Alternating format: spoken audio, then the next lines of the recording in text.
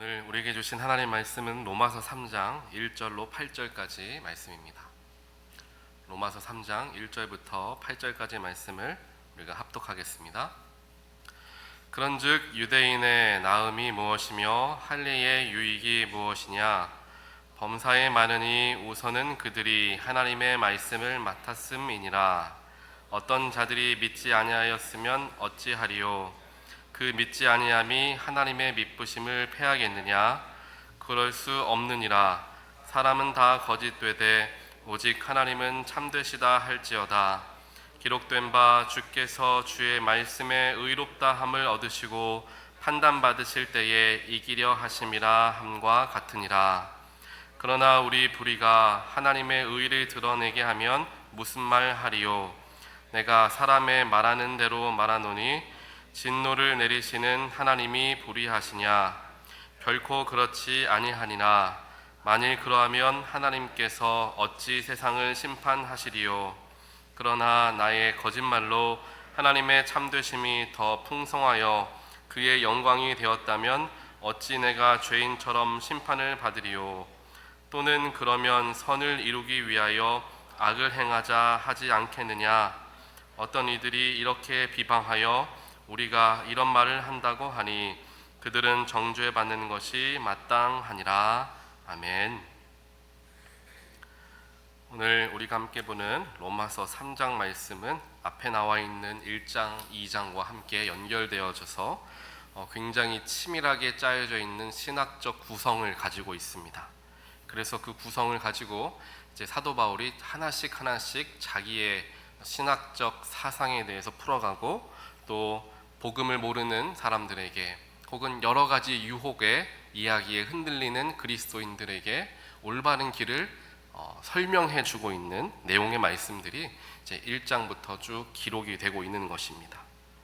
그렇기 때문에 특별하게 우리가 오늘 읽은 3장과 내일 우리가 보게 되는 이제 4장 말씀에서는 인간이 어떻게 의로워질 수 있는가에 대해서 자세하게 설명을 하는 것이죠. 1장과 2장에서는 이제 모든 인간들은 결국에 실패할 수밖에 없고 죄를 지을 수밖에 없다라는 사실을 분명하게 직시하게 하는 말씀들이 1장과 2장에 기록되어 있습니다. 그렇다면 이제 3장에서부터는 우리가 이렇게 죄악되고 부족한 우리들이 그렇다면 어떻게 하나님의 의에 이를 수 있는가에 대해서 이제 설명을 하는 거죠. 그렇게 나아가는 그 모든 과정들을 하나씩 짚어가면서 사도 바울이 설명을 하고 또 그를 통하여서 그리스도인들에게 깨우침을 주는, 또 오늘 저와 여러분들에게 깨우침을 주는 말씀이 바로 오늘 로마서 3장 말씀이 되겠습니다.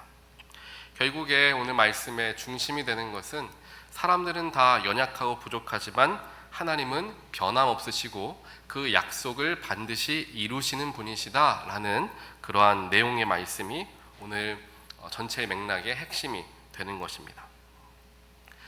구약 성경을 살펴보시더라도 하나님께서 이스라엘 백성들을 부르시고 그들에게 특별한 약속을 허락하여 주셨습니다.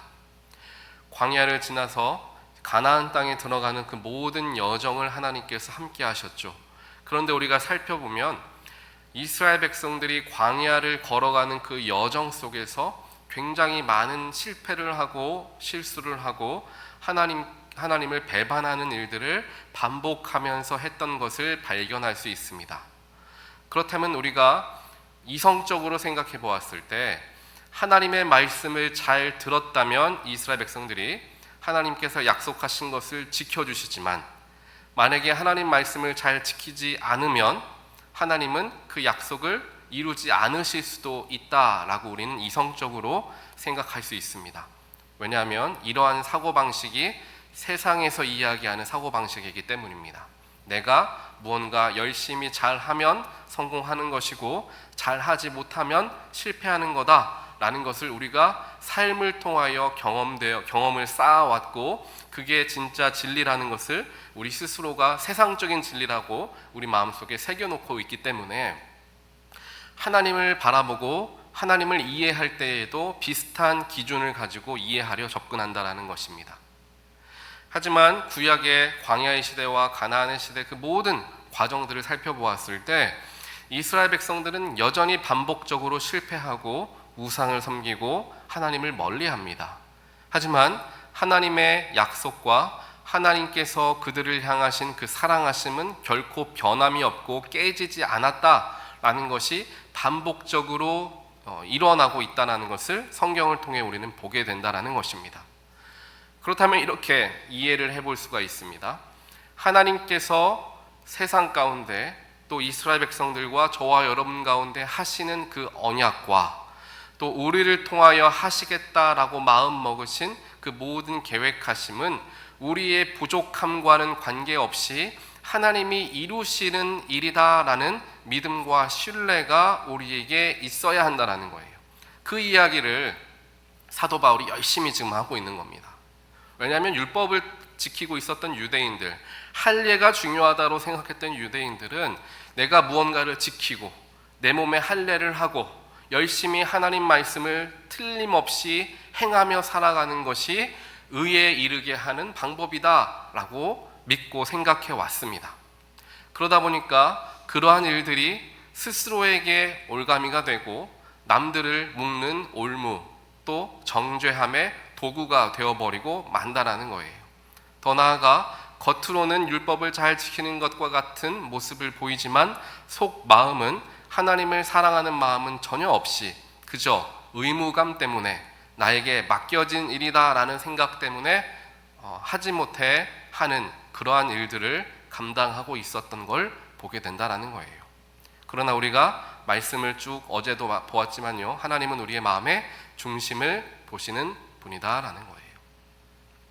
결국 우리와 하나님의 관계 속에서 가장 중요시하고 가장 우리가 반복적으로 확인해 보아야 하는 것은 내가 하나님 말씀을 잘 지키느냐, 내가 그 복음의 그 진리를 잘 행하며 살아가느냐, 이것이 아니라 내가 하나님을 사랑하느냐를 자꾸만 확인해야 됩니다. 이거를 놓치고 우리에게 맡겨진 사역을 열심히 감당하는 것, 또 내가 하나님을 위해서 내 많은 물질을 헌금하고 시간을, 정성을 쏟는 것, 여기에만 집중하다 보면 그것이 나의 의의가 되어버리고 말고 어느 순간에 그것 때문에 넘어지게 되는 일들이 생긴다라는 거예요. 그렇기에 모든 사역과 모든 섬김의 가장 기본이 되는 것은 하나님을 향한 나의 사랑이다라는 것을 늘 기억해야 한다라는 것입니다. 그 사랑이 내 마음의 중심에 바로 잡혀 있어야 하나님께 드리는 시간과 정성들을 우리가 아까워하거나 하나님 내가 이렇게까지 했는데 하나님은 왜 내 기도를 들어주시지 않습니까? 라는 잘못된 신앙 고백들을 우리가 하지 않을 수가 있게 되는 것입니다. 우리도 그렇지 않습니까? 누군가를 사랑하고 우리가 자녀를 사랑하기 때문에 자녀에게 필요한 것들을 채워주는데 물론 순간적으로 힘이 들고 어려울 때도 있죠. 하지만 그것을 두고 나는 이제 그만하고 싶다, 난 이거를 이제 떠나야겠다, 아들을 딸을 내 팽개쳐야 되겠다 라고 마음먹는 부모는 아마 아무도 없을 겁니다. 어린아이들이 성장해서 혼자 자라갈 수 있을 때까지 그 아이들을 마음을 다하여서 케어하고 키우는 이유는 무엇입니까? 자녀를 사랑하기 때문이죠. 사랑하니까 덜 힘든 거고요, 사랑하니까 할 수 있는 것입니다. 하지만 그 아이가 내 아이가 아니거나 사랑하지 않는 관계의 타인이었다라고 한다면 우리가 그렇게까지 우리의 시간과 정성과 물질을 그 사람에게 혹은 그 아이에게 쏟지 않을 거예요. 마찬가지라는 것입니다. 사도 바울이 유대인들과 특별하게 유대인 출신 그리스도인들과 이방인 출신 그리스도인들에게 동일하게 전하고자 하는 말씀이 바로 이와 같다는 것입니다. 결국 하나님을 사랑하는 마음, 그 마음의 중심을 가지고 나아가는 것이 율법의 행함과 할례의 흔적보다 훨씬 더 귀하고 복되며 그게 참 진리이다라는 것을 가르쳐주고 있다라는 거예요. 그렇기 때문에 우리의 마음속에 하나님을 사랑하고 섬기는 마음들을 항상 중심을 두고 살펴볼 수 있어야 되고 그렇게 우리의 삶을 대해야 한다는 것입니다. 그렇기에 하나님께 비록 우리는 연약하고 부족하지만 하나님께서 하시는 우리의 모든 삶의 계획과 우리를 향한 삶의 계획과 인도하심은 변함이 없으시다라는 것을 이해할 때 이해가 되지 않을 수도 있습니다. 하지만 그것을 하나님이 나를 사랑하시기 때문에 라고 생각한다면 어느 정도 이해가 가능해지는 거죠. 그렇게 사도 바울은 우리에게 가르쳐 주길 원하는 것은 인간의 열심과 수고와 노력으로 의에 이르는 것이 아니라 전적인 하나님의 은혜로 우리는 하나님의 의에 이르게 되는데 그 전적인 하나님의 은혜가 성육신하여 이 땅에 오신 예수 그리스도이시다. 그것이 복음이다라는 것입니다. 그 복음의 진리를 지키고 살아간다라는 것은 성경에 나와 있는 말씀을 그대로 내가 행하며 살아간다라는 것을 의미하는 것이 아니라 나에게 주어진 모든 것이 하나님의 은혜임을 고백한다라는 것이 복음의 진리를 깨우치고 살아가는 사람의 모습이 되어집니다. 그리고 그 은혜가 나에게만 허락되어진 은혜가 아니라 모든 사람들에게 주어진 동일한 은혜라는 것을 내가 발견할 수 있는 눈이 생겼을 때 그것이 진짜 복음을 깨우친 사람의 모습이 되어진다라는 거예요. 이 은혜는 나만의 은혜가 아닌 거예요. 나만의 은혜가 은혜로서 해석되어진다라는 것은 뭔가 내가 더 열심히 했으니까, 그래도 내가 저 사람보다는 교회에 더 잘 나오고 저 사람보다는 내가 기도를 더 잘하니까 라는 뭔가가 내 스스로를 좀 내가 더 잘한다라는 기준을 가지고 바라보기 때문에 은혜를 받을 만한 사람, 은혜를 받을 수 없는 사람으로 우리가 나눈다라는 거예요. 그러다 보니까 직분도 마찬가지죠. 직분을 받을 만한 사람, 직분을 받으면 안 되는 사람을 내가 나누고 있다는 거예요. 사실 직분이라는 것, 또 목회자라는 것도 모든 것이 다 하나님이 주신 은사요, 하나님이 주신 놀라운 축복이죠. 그것을 주시는 분은 하나님이라는 거예요. 그리고 그것은 전적으로 주는 사람의 마음이라는 거죠. 우리가 어저께도 잠깐 이야기를 했지만요, 하나님께서 이세의 아들 중에서 장성하였던 첫째와 둘째 아들을 선택하지 않고 막내 아들, 가장 어리고 가장 작았던 다윗을 왕으로 세운 걸 보고 사람들은 이해할 수 없었을 거예요. 어떻게 저런 작은 아이를 왕으로 세울 수 있나?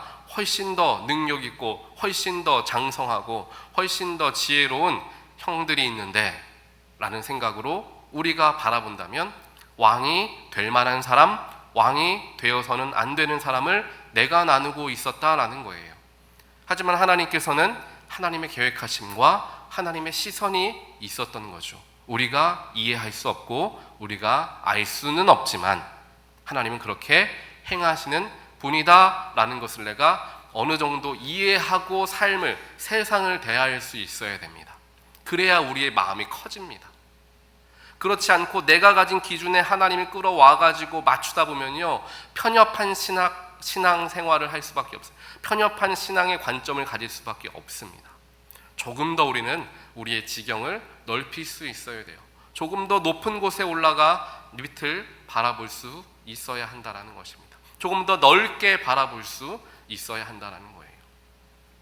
그래서 우리가 계속해서 살펴보고 내일도 잠깐 제가 언급을 하겠지만요, 우리 여러 하나님께서 세우신 교회들은 각자의 모양과 각자의 역할들이 다 나누어져 있습니다.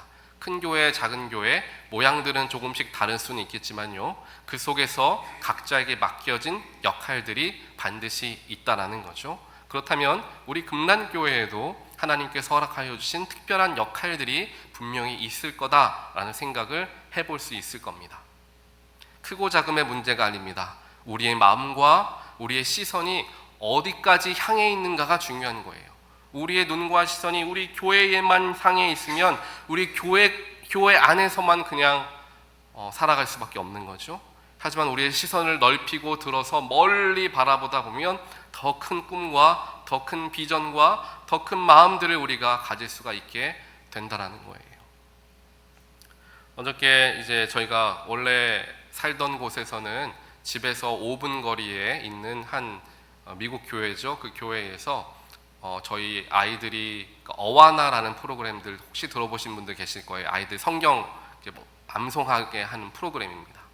그것을 잘하는 교회가 있었어요. 그 교회에서 저희 아이들이 한 3년, 4년 동안 공부를 했죠.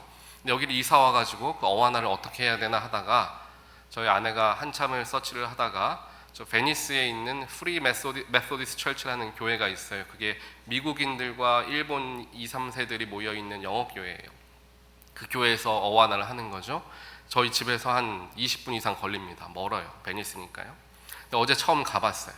처음 가봤는데 교회가 우리 교회의 한 절반도 안 되는 것 같아요. 이쪽 한쪽짜리 정도 되려나? 그 정도 크기예요.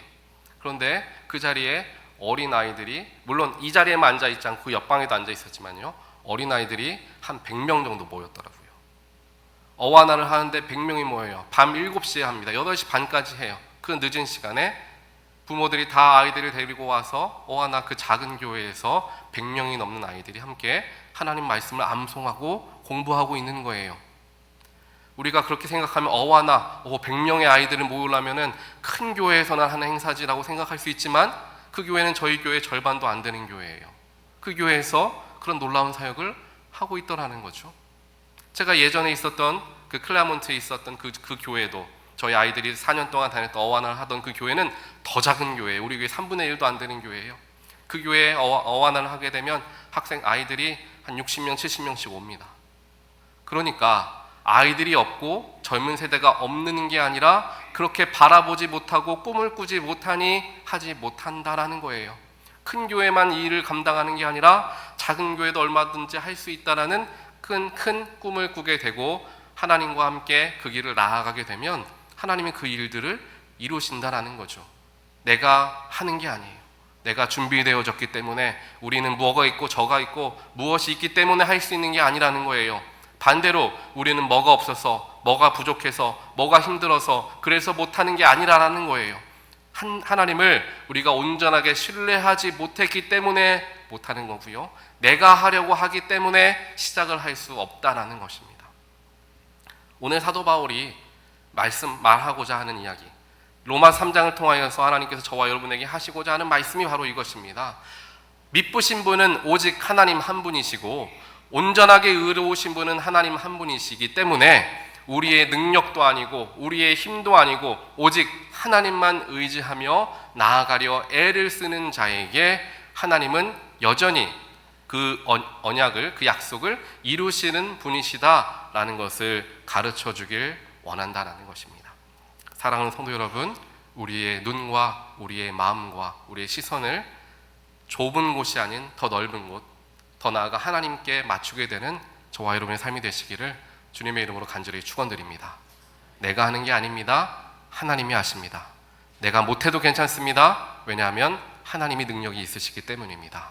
그 미쁘신 하나님을 의지하며 주님께 순종하는 우리 모두가 되기를 간절히 바랍니다. 같이 기도하겠습니다.